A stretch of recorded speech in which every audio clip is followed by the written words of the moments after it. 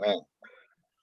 Welcome to Fine Print, ladies and gentlemen. I am joined today by Ben Wilcox from Offpistefarms in Sutton, Vermont. Ben, thank you so much for being here, man.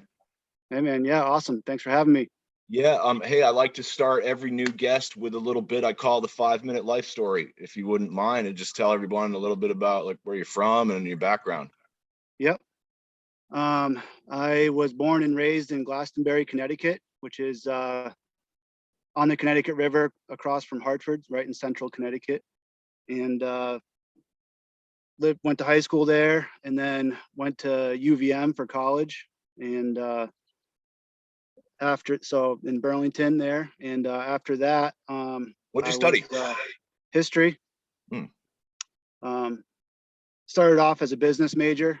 And because I didn't really, to be honest, I didn't really want to go to college all that much after high school. I was kind of done with school, but I ended up going and didn't like business all that much after doing it for a couple of years, but always liked history. Changed my major halfway through. But after college, I moved out to California and was really looking to go skiing somewhere out west. That's why I moved to Lake Tahoe. And to go skiing. Got a job at a ski area right after college and did some carpentry work for the summer and fall. Saved my money, moved out there, and then decided I wanted to try to make a living taking people on trips in the mountains. And I got a job at a guide service in Alaska, moved up there. Wow. And that was where I was kind of first introduced to kind of remote living. There was a little town that was not connected to the grid at all and in the middle of a national park, beautiful old ghost town. And just spent a couple summers there and really thought it was, great experience. But then I moved back to California, Lake Tahoe, and ended up meeting a good friend of mine now at a mutual friend's wedding in Portland, Oregon. And he invited me to come live on his property for a while to do carpentry work. I've always done carpentry work. It's kind of been my trade for how I've actually really made my money throughout my adult life. And so I was like, all right, I'll move up there. He was in Northern California, north of Lake Tahoe by 4.5 hours or so. And they were pretty far away from town. And I think there was a connection to McCarthy where I was in Alaska to them, and they had spent some time up there and we knew some mutual people. That's why we were at this wedding. And I started doing carpentry work for him, and he kind of slowly started introducing me to what he actually did. And it was cannabis cultivation. And I stayed there for a couple of years, and that's how I kind of got introduced to it. And ultimately decided I wanted to move back east to be closer to family. And I've been living here since 2015. Yeah, and how did you land in Sutton? This where the piece of property happened to be that was, for sale. I was just kind of looking in the Northeast in general for properties. I was looking in Vermont. I looked at some in Maine, and ultimately decided, I liked this one. It was a little bit more than I was really thinking I could do, but I was able to make it happen. And I really like it here, and it's a cool property, and it's been working as I was looking for a place to start a cannabis cultivation, outdoor cannabis cultivation piece of property. Really is what I was looking specifically for that. I was at the time. I wasn't really telling anybody that, but that's kind of what I had in mind. I saw it happening in California, and I was like, it's going to happen on the East Coast eventually. And I wanted to be closer to in New England somewhere. I either wanted to be near the ocean in Maine, I was thinking, or near in the mountains in Vermont. And I was going to say you bounced around a lot. You out to Cali, up to Alaska, Connecticut. Did a lot of traveling out west. I did a lot of hitchhiking and camping, and spent a lot of time living in a tent. And I covered some ground out there for sure. So you've been living this lifestyle for quite some time then.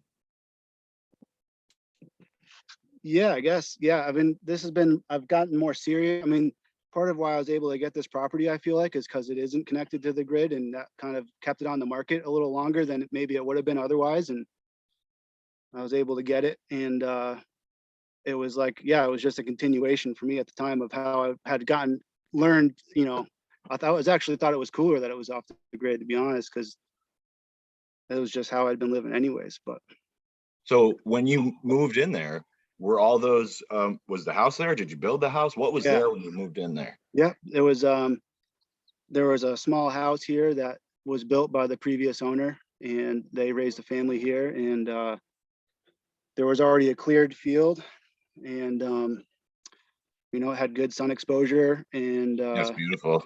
it seemed like good draining soil, and thought, well, with it needed some improvement for sure, like some nutrients and stuff, but it was definitely workable. And yeah, I liked it, and it's close to Burke. I like to ski, so I still had my ski connection there to Burke. And Yeah, you got the view of the mountain right there. I yeah, mean, you're off the main road. Your driveway's super long. You're out in the middle of nowhere. I mean, and you got that big clearing. It's just seems like kind of a perfect spot, man. yeah, it's cool. And it's also pretty close to town. It's not too far to Right, Lyndonville, right. and But it's out of the way. it's best of both worlds. It's a Yeah, nice, for sure. nice middle ground. Yeah. What else do you have going on up there? You said you were doing some pigs and things of that nature. Yep. We're getting our piglets tomorrow. We usually buy piglets in the spring and then harvest them in the fall. So we don't keep them through the winter or anything, but that's always a fun, exciting thing to do every summer. Always look forward to it, especially when they're piglets. They're super fun to have around, and we watch them like it's TV. We call it pig TV. Just go hang out down there. And then you said you have a big pig roast. And then we do a pig roast usually. Yep. So we'll usually, like, I get one for that. So I'll harvest one for the pig roast, and then we do the rest in the fall afterwards.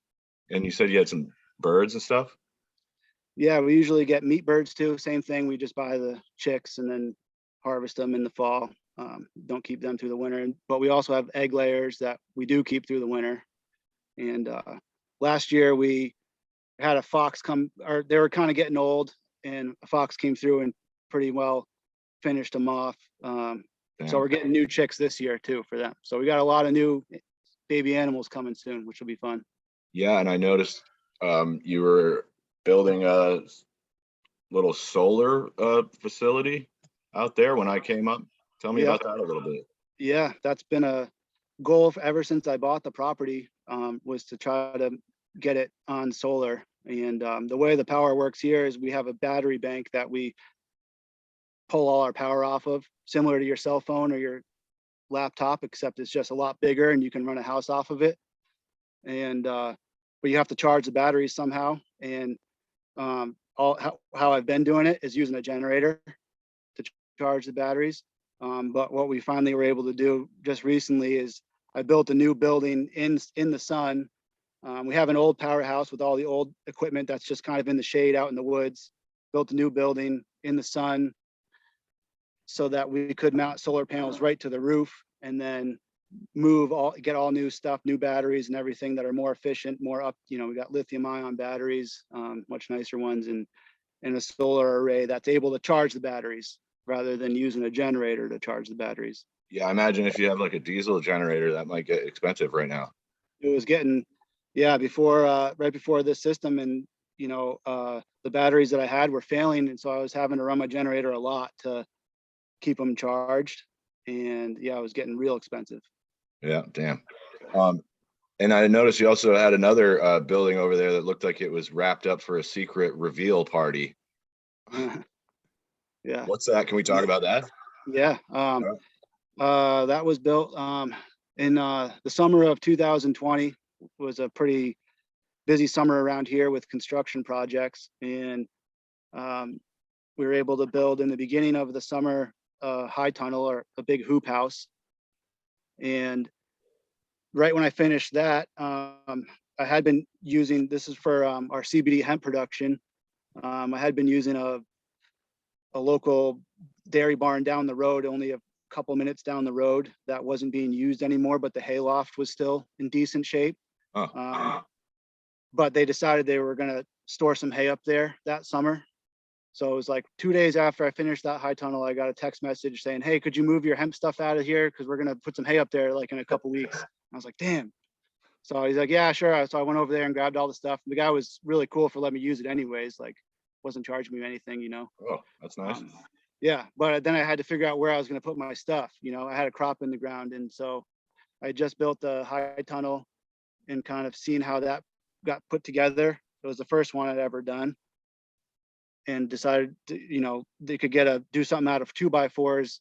And I used cedar off my property and some local lumber down at the mill that I got a good deal on, and was able to frame up a lightweight wooden structure and put like a silage cover over it, big big white and black, you know, UV 100 blocks all the UV light, and use that as a drying area for the hemp crop. And Oh, okay. So I'm getting some feedback. That's actually, it serves a function. I thought it was just like kind of wrapped up. That's to no, keep light out. that's to keep light out. Yeah. So it's totally dark in there. It's pitch black pretty much. And when you're working in there, I have like a string light thing that I had been running off a little generator to see while you're working in there. But Oh, right. now I'll running off the solar panels and the batteries instead. Oh, nice. That's got to be a nice step up for you, huh? I haven't run a generator since I turned that system on, and I've been running generators every single day, 7 days a week, like since I've moved in here. No shit. It's really awesome. That's a great upgrade then. Listen, I wanted to ask you about the licenses that you're applying for. I usually start with that, but I got a little sucked into that. Yep. Yeah. So I'm applying for Tier 1 outdoor cultivation license. I've already applied. I've submitted the application in full, and just waiting to hear back from the CCB about getting the background check done, which is kind of the only thing. When at the time when I applied, that hadn't been figured out yet, and it has since now, and I'm just waiting to hear back from them about it. When did you get your application in? I think I submitted it around April 9th or 10th. And did you do the pre-qual? No. No. Okay. Cool. Nope. And you said, I believe, if I recall, you said you did not hire a lawyer for that process. Is that correct? Yeah, I didn't hire a lawyer. I did it all myself. I can't afford one, to be honest with you. I mean, that would be, if I could afford one, I would probably, to make life easier. But yeah, no, it's just a lot of paperwork. It's definitely takes some hours at the computer and trying to figure stuff out, you know. But, yeah. How long do you think it took you? I think I on the day I actually sat down to submit the application, I put in a full day on the computer, probably 8 or 9 hours. And I had done some stuff ahead of time I got insured. I paid for my insurance and had a binder to submit with my application. I was trying to make as complete of application as I could besides the background check, you know. And then your fingerprints? That wasn't required as of that point in time for a full application. It was for the pre-qualification. You know, it's been it's seemingly a major point of confusion for a lot of people, that they rolled them out kind of almost at the same time. And yeah, so for the pre-qualification, you needed to do your own background check, but they did say all along that there's going to be a separate background check required for the real application, because that part hadn't been figured out yet at that point in time. Yeah, and they outsourced the background check, so the price was like $450 a piece, right? Yeah, $475 is what I've read. Yeah. Damn. So now, before that, previously, there was not going to be a fee for the background check. Is that right? No, I think there would always going to be some fee. Okay. Yeah, and applicants would always be responsible for that fee. That's part of what they pay for a license. Cool, thanks. Yeah, it's hard to stay on top of all this stuff. Everything's changing so quickly. Really how do you do that? Do you watch the meetings? Do you follow all the meetings? No, I don't. I kind of rely on a couple of things, I guess. One would be a main thing would be the Vermont Growers Association. I joined them because he was or the organization was seemingly aligned with my values and how the marketplace should unroll. And I wanted to support them because they were going to meetings and taking notes and advocating for small growers and a fair and just equitable marketplace and stuff. So I joined them, and then I've submitted my own comments too, where I think they're applicable directly to the CCB, and then also just other media, you know, trying to follow it all in in the other media as things unfold. But yeah, I don't keep track day to day because I can't. Who can? I mean, it's not, you got other things to do, you know. I mean, Changes that's so what much, like you said. I just talked to Devin Daly from Tall Truck in Danville, and he certainly laid that. He's like, look, I'm working on the plants for like 14 hours a day. I have a kid. I got another job. I got to do the social media page and then sleep for 10 minutes. Like, where do you find time to watch all that stuff? You know, Yeah. it's tough. Even, and I actually am actively trying to keep up on it, and I still have a hard time. You know, it's a lot, man. What was I gonna ask you here? Oh yeah, this was a less important note, but I wanted to know about the name Off Piece Farm. Does that have any significance? Yeah. So it's I've always known it from skiing. Out west, they call, like, when you're skiing off ungroomed areas, it's called off-piste skiing, and I'm pretty sure they got that from the Alps. I think it's French and Okay. comes from the European Alps for ungroomed skiing, and then just the property being off the beaten path too, I think is kind of generally what it means too, roughly. So, and we're close to Quebec, and it was a name that nobody else had yet either. So Right on. Um, so I'm just curious, you know, from have you ever thought about going back to living like the average American, to get an apartment, live, in town or something? What draws you to the homesteading sort of lifestyle? I mean, we talked about it before. Just I honestly don't think I could. I always bring it up as, like, when we're arguing, me and my girlfriend, that is, about getting chores done and stuff, because it is a lot sometimes to do simultaneously, it feels like. I just like working on stuff all the time, and the projects, and seeing things change and trying to you know shape it out. And when I bought the place, it was like a cool open field. It was like almost a canvas. I can build a high tunnel over here. I can try to turn this into a field here. And I've just been adding compost and a lot of organic fertilizer over the last 4 or 5 years, and lime, and I've seen a lot of improvements in the soil and the plants that's produced out of it already. And it's only been 4 or 5 years. You do your own composting out there? I get it from my neighbor across the street who has really, really good compost. Oh, nice. Yeah. What about, I wanted to ask you about your water supply and your sort of water usage and how you manage your water out there. I assume you're not hooked up to the town lines out there. No, but we've got a drilled well and a well pump, and it's a really good producing well that produces a lot of water. And the hillside we're on is called Pudding Hill, and as I was told shortly after I moved here by a guy who grew up right here, longtime local, he was like, they don't call it Pudding Hill for nothing, because there's springs and water everywhere on this hillside, and a lot of muddy spots. Wow. Yeah, there's a lot of water right here on this hill. So the well does good, and we get all of our water off of that. And usually for growing the hemp and stuff in the years past, if you don't do a ton of tilling, and we always put down a lot of use mulch hay a lot. If we do expose dirt, we just cover it with mulch hay, and it holds moisture pretty well. And I've never done a lot of irrigation really. Yeah, it looked like you were just running a hose all the way down to your garden. Yeah, we use a hose, like, obviously water start transplants in when they're transplanted, and then we give the most water probably to the pigs. We just sometimes on hot days will run the water for them for a long time to give them some cool, muddy water to cool off in, because they otherwise get a little hot. But now I assume I don't know, I don't want to assume anyway. A lot of farmers I know, most of the farmers I know, are sort of guys that are early to bed, early to rise, work until the sun goes down. What's your average work day up there? Are you up at the ass crack of dawn just busting your ass? A lot of days I get up and do, like, this time of year when the days are pretty long.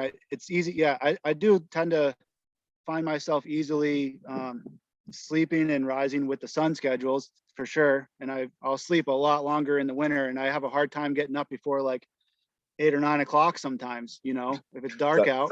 Is that sleeping in for you?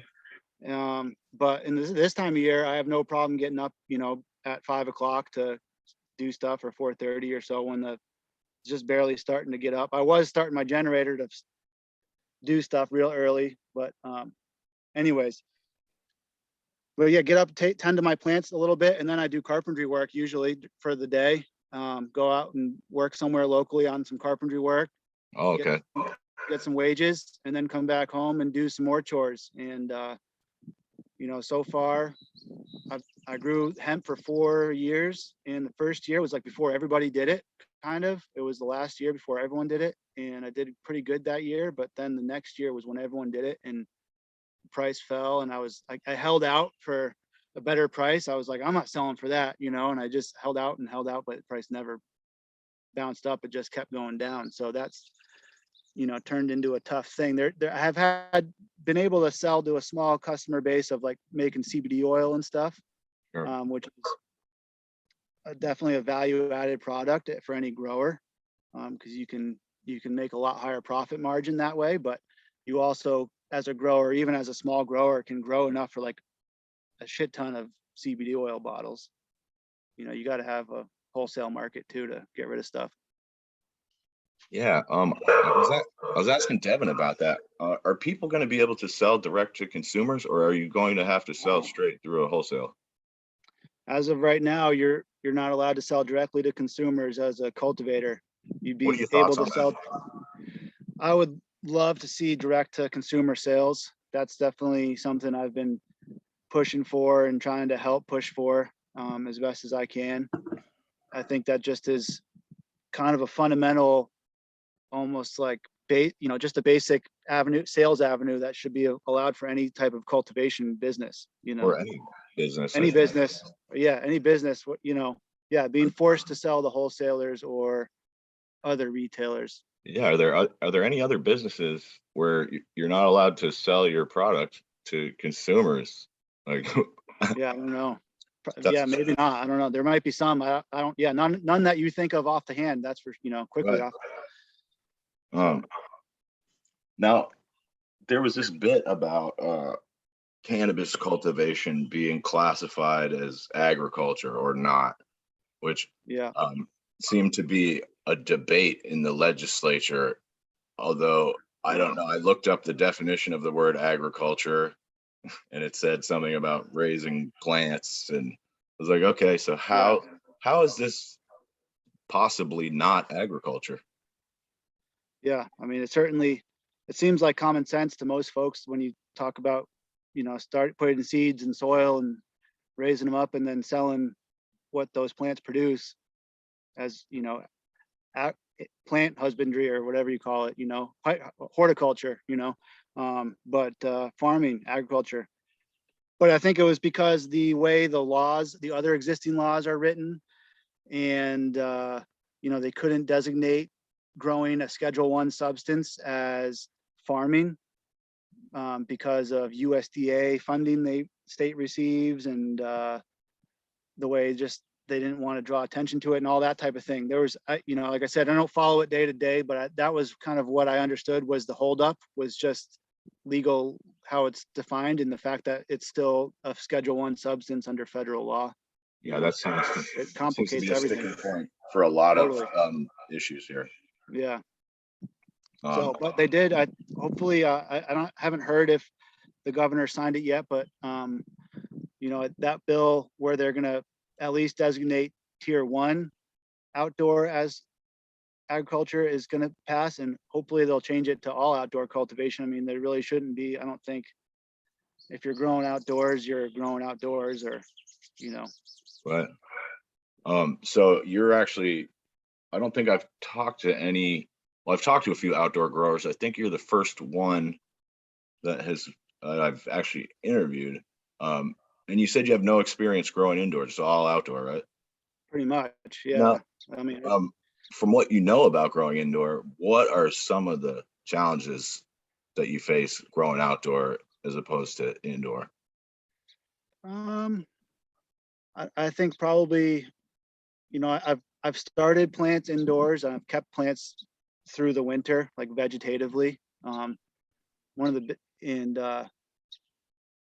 I've done some of that real basic stuff, but probably just the climate control. I mean, when you're outdoor, you can't really control the climate. That's just, you don't worry about it, because what are you going to do? You can't, no sense in losing sleep over the weather. Like, it is what it is. You can cage your plants to protect from wind, and you can do things to help mitigate risk, but at the end of the day, it's like not a whole lot you can do about the weather. But so climate control, and then energy use. I mean, that's another big reason why I haven't done any real indoor, is I've never lived somewhere where there's been that amount of power. You use the sun instead. And I'm always trying to move, like when I was starting a bunch of hemp plants and stuff, I used to try to start as many of my own CBD and hemp plants as I could. I'd move them out as early as April into a little seed shack with a wood stove and tiny little thing, like 10 by 10 with a wood stove in it, and get them through winter storms and just crank wood, but you're not using any electricity to do that. Yeah, that's, I forgot you were off the grid there for a minute. Yeah, of course, no indoor. What there seems to just be a lot of trial and error involved when you're learning how to grow. And I'm guessing there's a lot of that same kind of trial and error in sort of starting your own homestead somewhere. And so you have some, like, a lot of trial and trying different things. Most of the people I know that are homesteaders, they have a couple of applicable skills. They're good at one thing or another, and the rest of it, they kind of learn on the fly as they're going, and they adapt and they learn how to build things. Do you think these are helpful skills, like your homesteading skills? Do you think that helps kind of with the cannabis growing, or vice versa?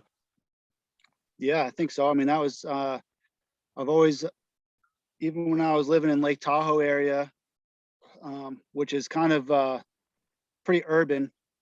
It's like urban mountain living, because it's a resort area. So there's lots of stuff, but then it is surrounded by like large amounts of mountains, but even there, I became friends with people that used to like work on their own trucks. So we would fix our own trucks in the driveway to save money. I mean, we were living on no money, working at the ski area. If you got making minimum wage and paying resort prices, you got to try to fix your own truck when it breaks. You can't take it somewhere.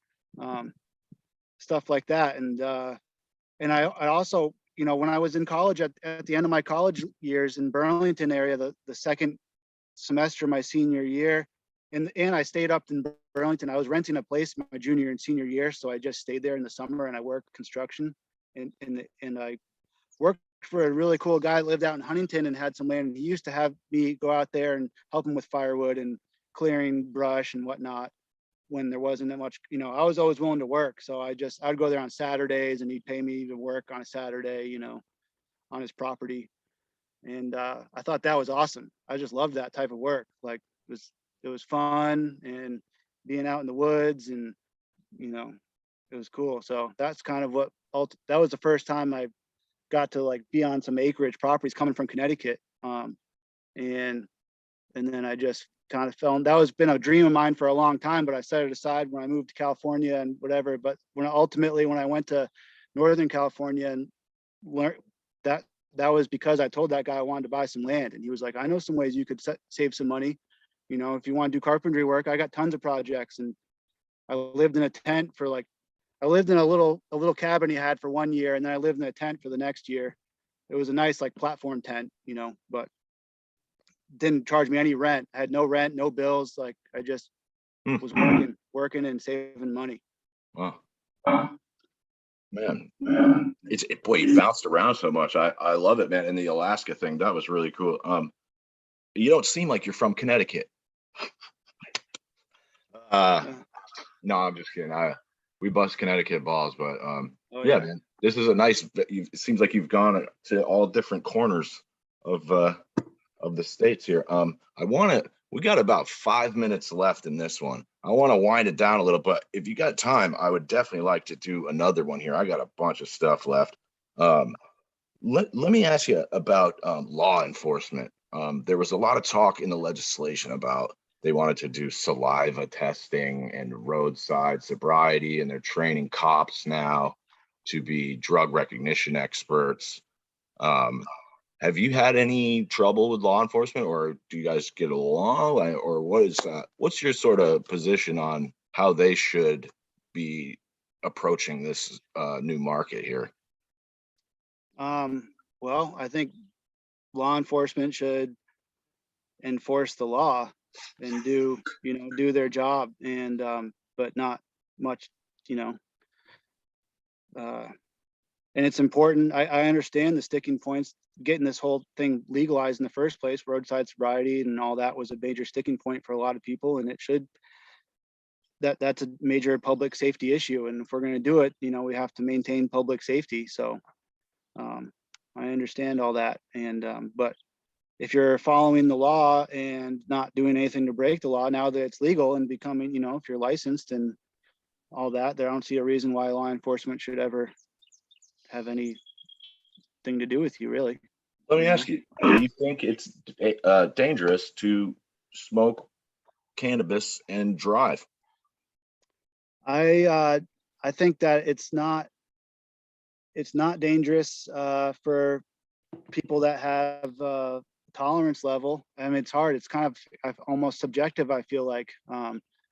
If someone who has never smoked before in their life maybe smokes like some really high potency stuff for the first time, maybe shouldn't. They might stop in the middle of the road or something, or they're not going to probably go speeding around, but maybe shouldn't be behind the wheel. Yeah, or the edibles really sometimes get me. Edibles are a major one. It's probably not smoking so much, because it's hard to get like so crazy stoned from actually just smoking. But yeah, the edibles you can really get overstoned from, or overdose. It's overdose. I've been using the edibles for 20 years, and I still once in a while still bite off a little more than I can chew, Oh yeah. Oh, definitely. Yeah. Who hasn't? But the thing is, it's not like being drunk where you see drunk guys are like, let's fucking go. Like I've driven drunker than this. I'm like, no, I'm fucked up. I'm sitting on the couch and we're gonna wait the storm out. Yeah. Definitely. I assume you don't see a lot of cops out there. You're in the middle of nowhere, huh? Generally speaking, not. I mean, my next door neighbor is a sheriff's deputy, but I see him once in a while. But he's a nice guy, and he's just on his way to and from work to home whenever I see him, for the most part. You guys there's town cops, and just Lindenville, there's town cops. Sutton, we don't have cops really. We contract, I think at town meeting, I can't remember, they contract the sheriff to come out here for like 1 hour a week or something. Yeah, I was gonna say they don't even have a sheriff's office. That must be contract. Yeah, they're from St. J. Yeah, Caledonia County. And you have a cordial relationship with your neighbor. Yeah. Huh. Cool. I hope it stays that way. Sure. All right, I'm gonna cut it right here, and we're gonna come back and we're gonna dive into some more technical details, some banking, maybe some insurance stuff. Yeah, thanks for joining me. Stick around and we'll be right back here.